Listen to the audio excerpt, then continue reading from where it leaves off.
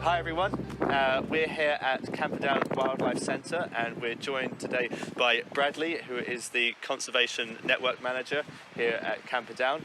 We just wanted to ask you to give a quick overview of Camperdown and the work that it does as part of the community. Sure. Well, Camperdown Wildlife Centre started here on this site in 1974, but zoos in the whole of the UK, in fact good zoos, have got specific aims and objectives, and ours is no different from anyone else's. It's all about conservation, education and research, and we will carry out those aims and objectives by doing many subjects, whether it's the coordination of breeding species, whether it's educating members of the public in schools, whether it's carrying out field conservation projects either at home or across the world, raising money for various projects elsewhere, whether it's research or education. The list goes on and on and on. It's quite a complex thing to achieve, but the main objectives for us are conservation, education and research. So you mentioned there about education. What do you reckon the importance is of teaching these subjects, particularly to young people? It's absolutely incredibly important. I mean, we all know that the natural environments and wildlife habitats across the world are in danger, and they're threatened with becoming no more.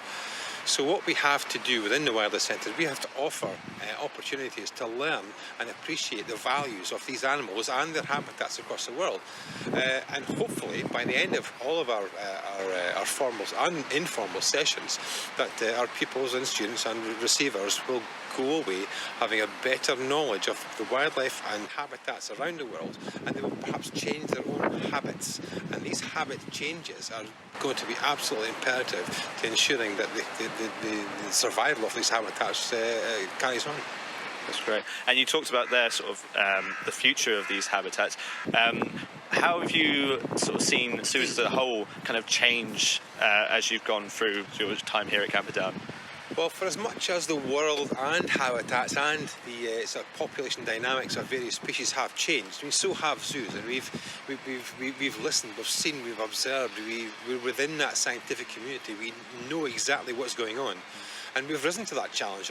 If pupils or families indeed don't have the information that they have to try and to get involved in their own habit changes, whether it be something simple like recycling or reusing or reducing your waste, or just appreciating the environmental impact of our daily tasks and chores has on the environment, then nothing will happen unless those examples and those opportunities are given. And we find it incredibly important because going to the zoo is an incredibly engaging thing to do. So we will harness that engagement, and we will then hopefully give over our messages to our members of the public and our school pupils. That's wonderful, and it's great that sort of you touched upon sort of the little things that families can do in the community, because often with subjects like wildlife we think of the threats to species from elsewhere in the world, but there's also threats to species here at home in Scotland as well. You got a sort of particular animal or aspect of the wildlife here at home that you really admire? I don't think there's any animal, large, small, mega or not, which doesn't really impress me. But when you look closer into the diversity of species within Scotland or within the UK, it's still quite a phenomenal feat to know that they're all still there. But when you match that up with the pressures of a growing population in Scotland and the UK, you can then start to realise why those natural habitats are decreasing so badly. And of course the knock-on effect is that those individual species and their populations are decreasing as well. So, getting back to your education, if we can sort of step in and say, hey, this is what's happening, this is what we could do to help, why not help it? Then these messages have to get over, because if they don't get over, even in our local community, then these animals just can't survive and the habitats will just disappear. Thank you so much. I believe now we're going to be talking to some of the students who are actually in the process of completing a course here at Camperdown as well. So we'll head on over there and introduce them. We're now over by the Wildcat exhibit, where we're here with students from Dundee and Angus College, who are on the Zoo Animal Care course. And we're just going to chat about the course itself and the work you do here at Camperdown. Could you give a quick overview of sort of what your sort of average day could involve here? Of course, well, we learn mainly about wild animals, not just the Scottish wildlife, but the wildlife all over the world as well. We look at things like conservation and the impact that us as humans have also had on those animals, and really how we can rectify it and how we can help as well, and hopefully make it better for our wildlife. And as well, how good it is to be a zookeeper and the benefits that you get from that as well, working with such lovely animals.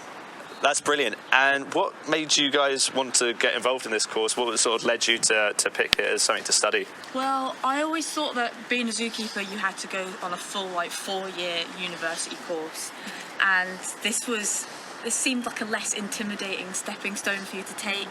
It's the only course of its type in Scotland, and I've always wanted to be a zookeeper since I was a little kid, so it was perfect.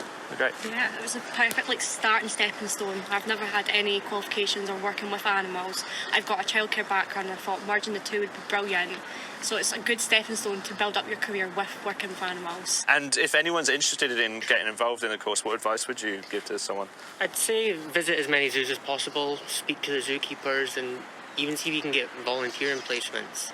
A lot of zoos, aquariums are happy to take people in that are going to help out and that have an interest in the animals. And then if you check the college website, there's plenty of information, multiple courses that you can look at, from animal care up to the zoo animal care, that can all help you get a stepping stone into being a zookeeper. Wonderful. Well, thanks guys for talking to us. If anyone is interested in getting involved or learning more about this course, we'll put the link, the video description, so you can check it out below. But thanks guys, thanks for joining us. Thank you. Thank you.